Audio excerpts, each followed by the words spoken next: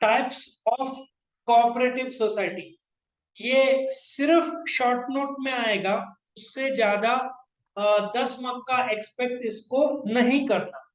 याद रखना, जहां तक हो सके 3-4 एग्जाम्पल्स जरूर कोट करना, तो तुमको मार्क्स अच्छे मिल जाएंगे। तो हम एक एक करके देखेंगे। Consumer cooperatives.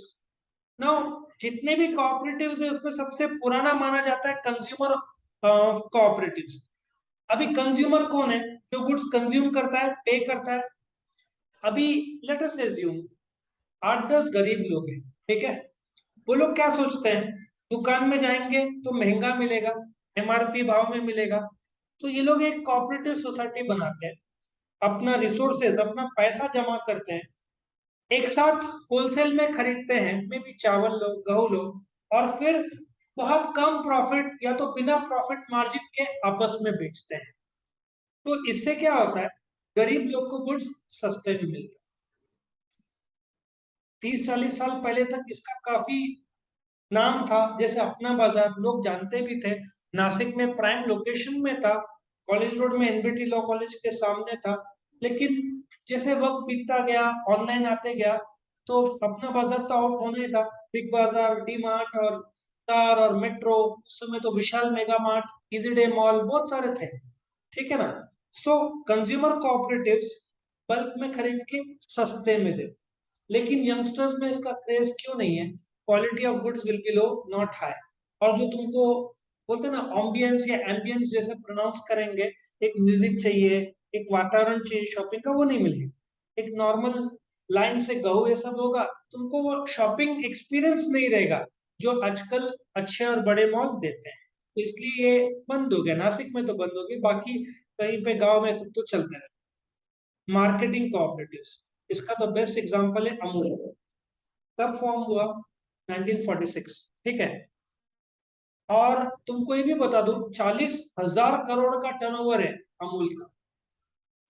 आनंद मिल्क यूनियन लिमिटेड उसका नाम है। एक वर्गीस कुरियन करके is regarded as the father of Amul जो है। ये लोग 2 लाख के ऊपर फार्मर्स थे, हर एक से 1-1 2-2 लीटर दूध खरीद के बनाते थे। और आज वो बोलते हैं ना, इंडिया का नंबर 1 जो मिल्क ब्रांड है। By the way, 40 crore litre दूध इंडिया में प्रोड्यूस होता है, highest producer of milk in the world, उसमें अमूल का बहुत बड़ा योगदान। तो ये लोग क्या करते हैं, मार्केटिंग कोऑपरेटिव्स अलग अलग जगह से इकट्ठा करते हैं और फिर ये लोग बेचते हैं, ठीक है। मेन इसका जो लोकेशन है, आनंद करके एक जगह है इन गुजरात, ठीक है, यहाँ पे वहां पे होता है। और आई थिंक एक और जगह पे। और जब कश्मीर में ओपन अप हो गया बाहर के लोगों को, तो अमूल ने भी अपना इंटरेस्ट दिखाया कि we want to set up plant factory in Kashmir. तो ये मार्केटिंग कोऑपरेटिव्स है। ज्यादातर ये एक्चुअली होता क्या है, जो एग्रीकल्चरल प्रोड्यूसर्स है, फार्मर्स है, ये लोग 10 छोटे छोटे फार्मर्स है, में भी 100 किलो 200 किलो, लेकिन सबने एक कर दिया 1000 किलो, एक हो गए सब सेलर्स, तो इनको भाव अच्छा मिलेगा ना। सो मार्केटिंग कोऑपरेटिव ज्यादातर फार्मिंग एग्रीकल्चर प्रोडक्ट्स के लिए यूज होता है। रिसोर्स सोसाइटी, मतलब इट इज अ सोसाइटी जो मेंबर्स को उधारी में कुछ चाहिए, ठीक है ना। रिसोर्स मतलब पैसा। कोऑपरेटिव क्रेडिट सोसाइटी, इसमें तुम बैंक का भी यूज कर सकते हो। वैसे तो वो ज्यादातर क्रेडिट कोऑपरेटिव्स बोल सकते हैं, लेकिन किसी को छोटा पैसा चाहिए, वस्तु चाहिए, अच्छा, जो क्रेडिट कोऑपरेटिव सोसाइटी है सिर्फ कर्जा देती है। रिसोर्स सोसाइटी गुड्स या सर्विसेज या क्रेडिट भी देती है। बहुत कम देखने को मिलता है, क्योंकि प्रॉब्लम यह है, गांव में पाया गया है कि नेशनलाइज बैंक का सर्वे बताता है जो भी कर्जा देते हैं 50% डूबता है। इसलिए बैंक ज्यादा गांव में नहीं जाते। अच्छा, फार्मर्स की नीयत साफ है, बट प्रॉब्लम है वो लोग बारिश पर निर्भर है। और बारिश देख रहे हो क्या चल रहा है, 2-3 दिन से बारिश लगभग नहीं है। उसके पहले बाढ़ आ गया था।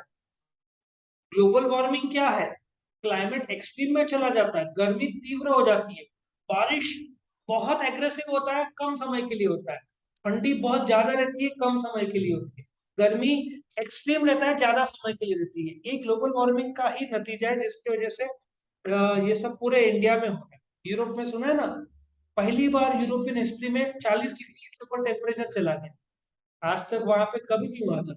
रेलवे में जो आते ना सिग्नल रेड, वही मेल्ट हो गया वहां। तो ये हालत है। अपने जैसे लोग को तो 40 डिग्री नॉर्मल लगेगा। राजस्थान के लोग बोलेंगे ये तो हिल स्टेशन हुआ 40, वो लोग 45 48 के नागपुर और राजस्थान एक्सट्रीम हीट। यूरोपियन लोग के 40 डिग्री में पसीने छोड़ रहे हैं, अपने को तो 45। राजस्थान नागपुर ये सबको तो आता है, जलगांव बहुत extreme hot climate. Credit Corp इसका बेस्ट एग्जांपल सारस्वत बैंक ले लो, ठीक है ना। ये सारस्वत बैंक बहुत फेमस है, बिजनेस बैंक से ज्यादा फेमस है। तो ये सारस्वत बैंक, बिजनेस बैंक, रूपी bank, Jhulelal bank, Jalaram bank, Catholic bank, महिला सहकारी, समर्थ बैंक, ऐसे बहुत सारे कोऑपरेटिव सोसाइटी। ये लोग क्या करते हैं, कम से कम 10 लोग मिलकर सबसे 3-3 हजार रुपए जमा करते हैं, शेयर कैपिटल बनाते हैं। ऐसे हजारों लोग आते हैं, मे भी सपोजिटली करोड़ रुपए जमा कर दिया शेयर कैपिटल। किसी मेंबर को कर्जा चाहिए, उसको बोलते हैं ठीक है 5 लाख ले, 10% ब्याज पे। तो मेंबर मेंबर्स को ही कर्जा देते हैं और ब्याज दर नॉर्मल देते हैं उनका, 9-10। तो जो क्रेडिट कोऑपरेटिव्स है, ये लेकिन विद इन द स्टेट ही रहते हैं। बोलते हैं ना पूरे इंडिया में तो एसबीआई, एचडीएफसी, आईसीआईसी ये लोग हैं। तो नासिक में बिजनेस बैंक रहेगा तो नासिक के बाहर तुमको शायद मिलेगा भी नहीं। हाँ, सारस्वत मिल जाएगा, वो भी महाराष्ट्र के बाहर तुमको लगभग नहीं मिलता। तो क्रेडिट कोऑपरेटिव एक प्रकार का बैंक है, इसलिए बिजनेस बैंक बोलते हैं, बट वो कोऑपरेटिव सोसाइटी है। इन पे RBI act 1934, cooperative societies act 1912, banking regulation act 1949 और Maharashtra state cooperative societies act 1960 लागू। फार्मिंग, अब ये बड़ा यूनिक है। फार्मिंग कोऑपरेटिव्स में मैं तुमको बताता हूँ। मैं कुछ साल पहले गया था कोल्हापुर साइड, वहां पे सुना होगा महालक्ष्मी देवी का बहुत अच्छा मंदिर है। तुम वहां से इंटीरियर ऑफ कोल्हापुर जाओगे ना, तुमको लगभग एक ही टाइप के फसल मिलेंगे। किस चीज के हैं, एक ही टाइप का लगभग मिलेगा, शुगर केन। किलोमीटर के किलोमीटर तुमको मिलेंगे। अच्छा, कोई मालिक है उसका एक एक और होगा, एक तार कंपाउंड तार लगा देते हैं तो पता चलता है ये खत्म हुआ, नेक्स्ट का चालू।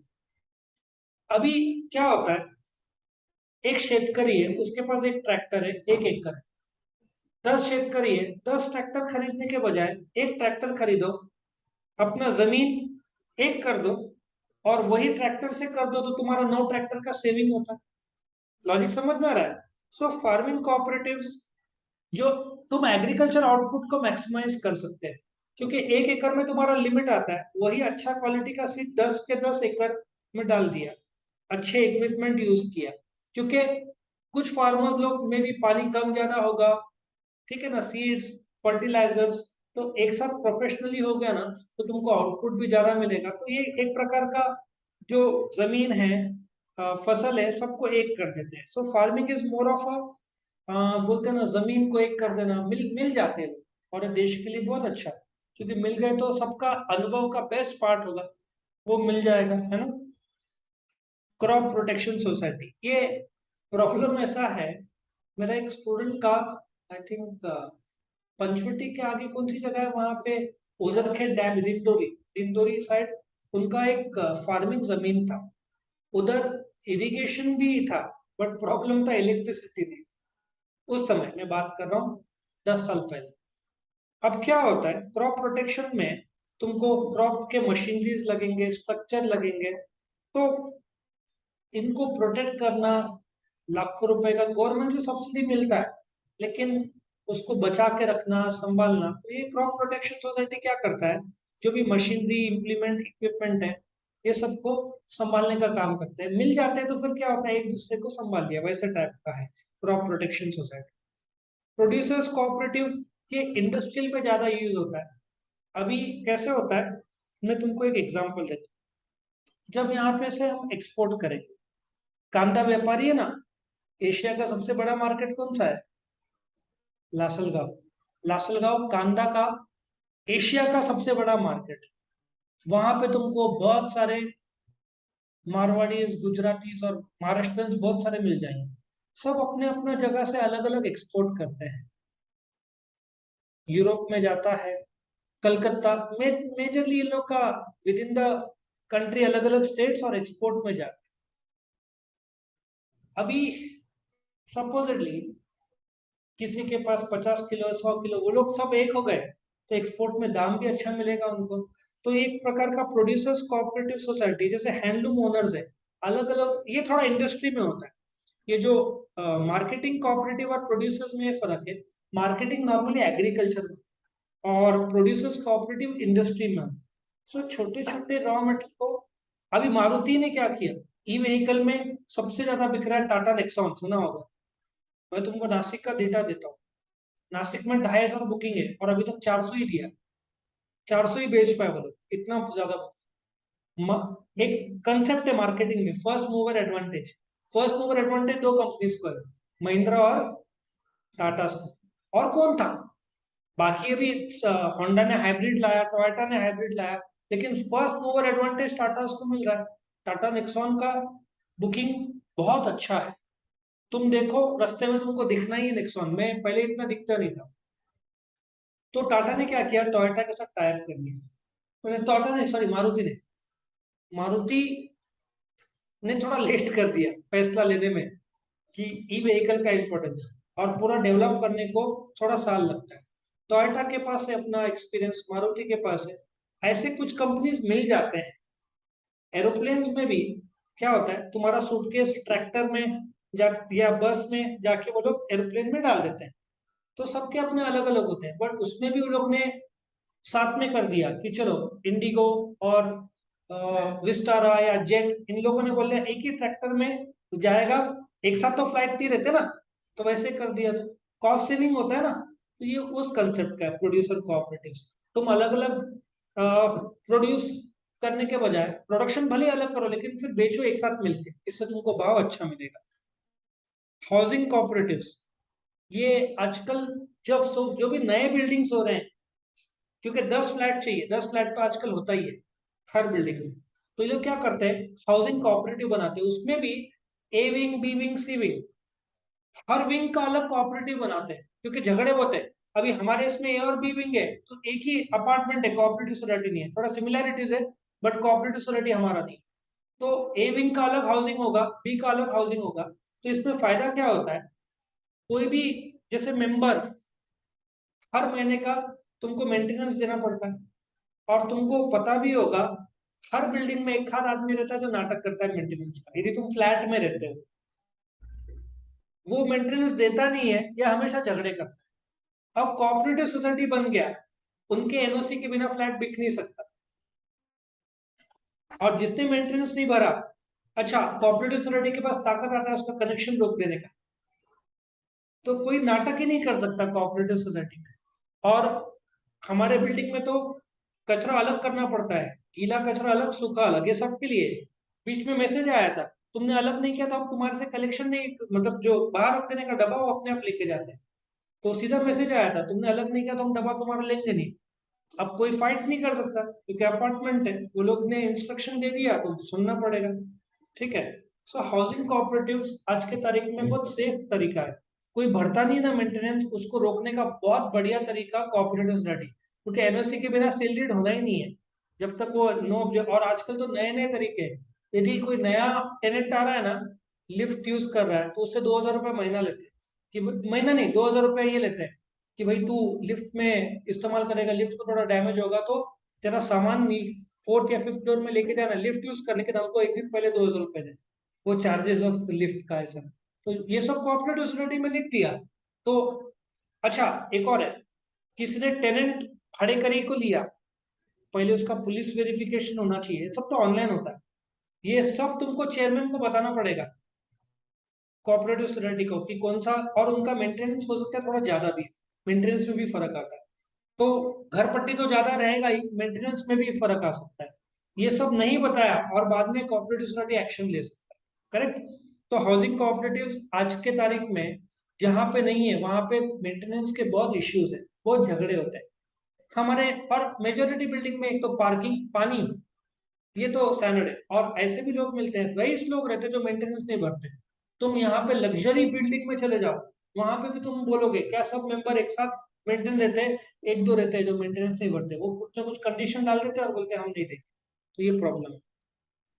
प्रोसेसिंग सोसाइटी, ये मैकेनिकल और मैनुअल प्रोसेस। तुमको एक एग्जांपल लेता हूँ। तंबाकू के जो पत्तियां आते हैं ना, टोबैको लीव्स, वो जब निकलता है जमीन से वो गीला रहता है। मार्केट गीला तंबाकू के पत्तियां स्वीकारता नहीं है, उसका एक प्रोसेस करना पड़ता है जिसको ड्राइंग प्रोसेस बोलते हैं, उसके बाद ही मार्केट स्वीकारता है। तो ऐसे टाइप के जो प्रोसेस करते हैं फर्दर, वो लोग अपना आपस में सोसाइटी बना सकते हैं, उसको क्या बोलते हैं, प्रोसेसिंग सोसाइटी। और लिफ्ट इरिगेशन, ये अगेन जैसे मैंने बताया, इरिगेशन अपने देश का स्टैटिस्टिक्स क्या है, सिर्फ 50% एरिया इरिगेटेड है, बाकी 50% डिपेंडेंट ऑन दी रेनफॉल। तो ऐसे टाइप का जो मोटिव पावर या जो इलेक्ट्रिसिटी से चलता है, ये लोग अपना सोसाइटी बना लेते हैं। क्योंकि इरिगेशन नहीं रहा तो तुम बारिश पर निर्भर है, और बारिश का कोई भरोसा नहीं। भविष्य में इरिगेशन का रिक्वायरमेंट, अभी अभी लोग थोड़े जागरूक हो रहे हैं। इनफैक्ट एक बहुत बढ़िया वीडियो मैंने देखा था, गुजरात का वीडियो था। अभी टैंक जो है, पानी, बारिश जबरदस्त हुआ तो बोरिंग से क्या होता है, आजकल बड़े बिल्डिंग में ये लोग क्या करते हैं, म्यूनसिपालिटी का पानी पीने के लिए, बट बाथरूम टॉयलेट का पानी किसका रहता है, बोरिंग का रहता है, और बाकी पानी म्यूनसिपालिटी का। ये मेजोरिटी नए बिल्डिंग्स का आजकल का ट्रेंड है। अब बोरिंग का जो वाटर टेबल है कम हो जाता है वक्त के साथ साथ, क्योंकि पानी अंदर जाता नहीं है, डांबर के रोड। तो गुजरात में बहुत अच्छा था, और दो टैंक्स होते हैं, बोरिंग का अलग और इसका अलग। अब म्यूनसिपैलिटी का टैंक ओवरफ्लो, इस बिल्डिंग में आज सवेरे थोड़ा ओवरफ्लो हो रहा था, मोटर चालू करते तो फिर बंद कर दिया। तो जब पानी एक्सेस आता है तो जो म्यूनसिपैलिटी का टैंक भर जाता है, तो उन्होंने एक टेक्निक डेवलप किया था। दोनों टैंक अलग अलग थे, तो बीच में उन्होंने एक होल किया। म्यूनसिपैलिटी का जो एक्स्ट्रा पानी है बोरिंग के टैंक में चला गया, बोरिंग का जो है वो नीचे की तरफ चला गया, जमीन, वाटर टेबल तुम्हारा भरना शुरू होता है ना। कितना अच्छा टेक्निक है। तो ये सब भविष्य में होएगा, बोलते ना, ये रुकेगा नहीं, ये टेक्नोलॉजी आगे जाते जाएगा। तो ये लोग लिफ्ट इरिगेशन का ये सोसाइटी बना सकते हैं जो चाहे। अभी इसको लर्न करने के लिए मैंने तुम्हारे लिए एक स्टोरी बनाया है। कैफे कॉफी डे, तुम लोग मेजोरिटी लोग या कोई तो गया होगा कैफे कॉफी डे। अभी मैं चाहता हूं इसके 10 पॉइंट में तुमको प्रॉमिस करता हूँ, 10 के 10 पॉइंट इजीली लर्न हो जाएंगे, जस्ट तुमको इमेजिन करना है। नाउ तुम सीसीडी कैफे कॉफी डे में गए, तुम कौन हो, कंज्यूमर हो। कस्टमर को इकोनॉमिक्स में कंज्यूमर बोलते हैं, तो तुम कौन हो, कंज्यूमर। हो गया कंज्यूमर कोऑपरेटिव सोसाइटी। जैसे ही तुम इमेजिन करो कंज्यूमर के रूप में कैफे कॉफी डे के अंदर गए, वो तुमको मेनू कार्ड देगा, मार्केटिंग करेगा, ये हमारे कौन से कॉफी आते हैं, करके बताओ। कैपेचिनो, मोका एक आता है, और जो भी आते हैं फिल्टर कॉफी, जो भी ऐसे एग्जांपल ले लो। तो ये क्या होगा, वो मार्केटिंग करता है। तुम लोग सपोजिटली 5 लोग रहते हैं, तुम क्या बोलते हैं हर एक को 100 100 रुपए दे, जमा करो। रिसोर्स, रिसोर्स मतलब पैसा, जमा करो। सपोजिटली सबसे कितना जमा कर लिया, 100 100 रुपया। फिर तूने क्रेडिट कार्ड निकाला और क्रेडिट कार्ड से पे कर दिया, 500 रुपए खुद के जेब में, क्रेडिट कार्ड से स्वैप मारा 500 रुपए का। लॉजिक समझा पहला, फटाफट। तुम जाते हो सीसीडी में, तुम कौन हो, कंज्यूमर। वो क्या देता है, मेनू कार्ड, मार्केटिंग। तुम क्या बोलते हो, 100 100 रुपए जमा करते, रिसोर्स जमा करते, तू किससे पे करता है, क्रेडिट कार्ड। अब कॉफी बनता है कॉफी बीन्स से। तो सीसीडी वाले बोलते हैं कि अभी हम पीछे हमारा फार्म है, सोचो, इमेजिन करो, पीछे हमारा फार्म है, वहां हम जाएंगे, और पीछे हमारा फार्म है जहां पे कॉफी के क्रॉप्स है, ठीक है, वहां पे हम जाते हैं और वहां पे हम कॉफी को प्रोड्यूस करते हैं। पॉइंट नंबर 1, तुम कौन हो, कंज्यूमर। तुम गए, उसने क्या दिया, मेनू कार्ड, मार्केटिंग। तुमने क्या बोला, रिसोर्स, निकालो 100 100, तुमने जमा किया, किससे पे किया, क्रेडिट कार्ड। क्रेडिट कार्ड मतलब पेमेंट हो गया। अब कॉफी बनना शुरू हो जाएगा। वो क्या बोलते हैं, पीछे जाते हैं फार्म, वहां पे कॉफी की, इमेजिन करो फसल है, क्रॉप्स है, और अच्छा, एक काम करो, इमेजिन और इजी हो जाएगा, पीछे फार्म है, वहां पे कॉफी के क्रॉप्स है, वो क्रॉप से कॉफी बीन लेकर आता है, सीसीडी के किचन में जाता है और कॉफी को प्रोड्यूस करता है। इमेजिन करना ज्यादा अच्छा रहेगा, ठीक है ना। वो पॉइंट नंबर 1, फटाफट, तुम कंज्यूमर हो, तुम जाते हो, सीसीडी वाला क्या देता है, मार्केटिंग। तुम रिसोर्सेज जमा करते हो 100 रुपए, किससे पे करते हो? Credit card. वो बोलता है हम पीछे जा रहे हैं, हमारा फार्म है, वहां पे कॉफी के क्रॉप से बीन्स निकलता है, सीसीडी में आता है, किचन में कॉफी प्रोड्यूस करता है। अब तुमको बैठना रहता है, तुम ये सीसीडी गए होंगे तो ऊपर भी बैठने का है उसमें, जो ये सीसीडी में है ऊपर बैठने का। इमेजिन करो तुम ऊपर जाते हो फर्स्ट फ्लोर में जाते हो और जाके टेबल में हाउस कर जाते हो, बैठ जाते हो, हाउसिंग, ठीक है ना। और जो वेटर है वो कॉफी लेकर आता है, याद है ना, शक्कर अलग से, तो तुम उसको मिक्स करते हो, प्रोसेस करते हो, तुम मस्त कॉफी पीते हो और फिर लिफ्ट से नीचे आते हो। Can we start again? First consumer है, second marketing, menu card, number 3 resource जमा करता है, किससे पे करता है? Credit card. वो किधर जाता है?